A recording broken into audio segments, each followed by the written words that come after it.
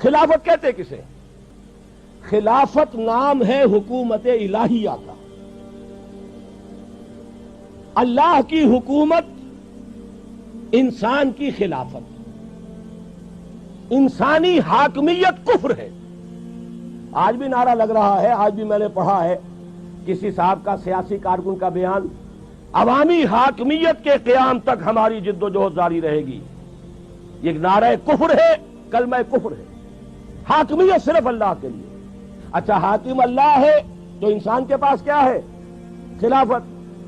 خلیفہ کسے کہتے ہیں؟ جانشین, نائب. اور سادہ ترین بات سمجھ لیجئے, یہ چونکہ بہرحال قریب ترین مثال ہے, ہم انگریز کے غلام تھے.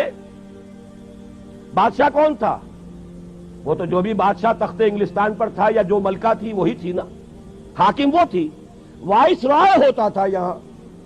وائس رائے اس کا نمائندہ. جہاں حکم آ جائے گا اصل حاکم کی طرف سے سر تسلیم خم, جہاں نہیں ہے اپنی ثواب دید سے, مشورے سے, قریب لوکل جو بھی کنسلٹیشن ہے, جو ایکسپرٹس ہیں ان کے مشورے سے قدم اٹھا. یہ خلافت ہے. اب آپ ایک اور بات سمجھ لیجئے, یہ خلافت اللہ نے تمام انسانوں کو دی, اس لیے کہ ہمارے سب کے, چاہے وہ کافر ہو, مسلم ہو, ہندو ہو, مسلمان ہو, عیسائی ہو, گورے ہو, کالے ہو, سب حضرت آدم کی نسل سے ہیں. اور انی جاعلک یہ جو فرمایا اس قال ربک للملائکۃ انی جاعل فی الارض خلیفہ, تو خلافت آدم کو دی, تو آدم کی ساری اولاد خلیفہ ہے. آپ کو بڑی عجیب بات معلوم ہوئی ہوگی, لیکن جو خلافت سے آگے بڑھ کر حاکم بننا چاہے وہ باغی ہے. سمجھ رہے بات؟ جو خلافت سے آگے بڑھ کر حاکم بننا چاہے گا وہ کون ہے؟ باغی ہے.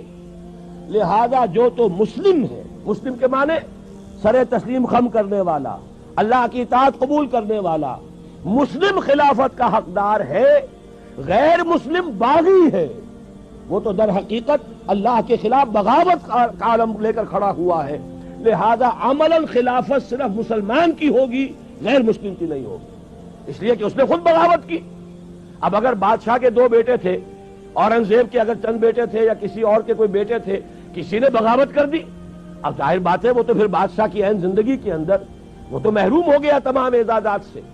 اسی طریقے سے اگرچہ اصلاً یہ خلافت کل بنی آدم کو اللہ نے عطا فرمائی, لیکن جنہوں نے اس خلافت سے آگے بڑھ کر حاکمیت کا دعویٰ کیا, چاہے وہ فرد ہو چاہے قوم ہو, وہ حاکمیت کا مدعی جو بھی ہے وہ گویا کہ اللہ کا باغی ہے, وہ خلافت سے محروم. اب خلافت صرف مسلمانوں کی ہوگی. 2 باتیں سمجھ میں آ گئیں. اب تیسری ایڈ کیجئے. جب تک نبوت کا سلسلہ جاری تھا, شخصی طور پر نبی جو ہے وہ خلیفہ ہوتا تھا اللہ کا, وہ وائس رائے تھا. کیوں؟ اس کا ایک وائرلیس سسٹم سے جس کا نام وحی ہے, اصل حاکم کے ساتھ اس کا ایک تعلق قائم ہے. حاکم کا حکم پہنچ رہا ہے نبی کو, لہذا اللہ کے حکم کو نافذ کرنا کس کا کام ہوگا؟ جس کے پاس حکم پہنچا.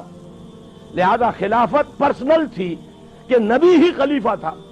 یہی وجہ ہے وہ آیت بھی یہاں پر لکھی ہوئی ہے, یا داؤد انا جعلناک خلیفۃ فی الارض, اے داؤد ہم نے تمہیں خلیفہ بنایا ہے زمین میں.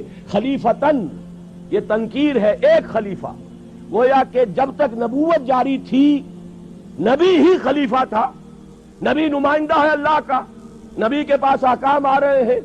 ما آتاکم الرسول فخذوہ وما نہاکم عنہ فانتہوا, جو رسول تمہیں دے تھام لو مضبوطی سے, جس چیز سے روک دے رک جاؤ. ومن یطع الرسول فقد اطاع اللہ, تو اصل خلافت نبی کی تھی جیسے حضرت داؤد کی. بلکہ ایک حدیث بھی بڑی پیاری ہے, حضور نے فرمایا کانت بنو اسرائیل تسوسہم الانبیاء کلما ہلک نبی خلفہ نبی. بنو اسرائیل کی سیاست انبیاء کے ہاتھ میں تھی. جیسے ہی کسی نبی کا انتقال ہوتا تھا اس کا خلیفہ بھی نبی ہوتا تھا. تو گویا کہ نبوت چلی آ رہی ہے. حضرت داؤد کا انتقال ہوا, ان کے بیٹے تھے کہ نہیں حضرت سلیمان, وہ خلیفہ ہو گئے. تو کانت بنو اسرائیل تسوسہم الانبیاء کلما ہلک نبی خلفہ نبی. اب چوتھی بات سمجھیے, یہ ہے اصل میں خلافت کے فلسفیانہ اصول.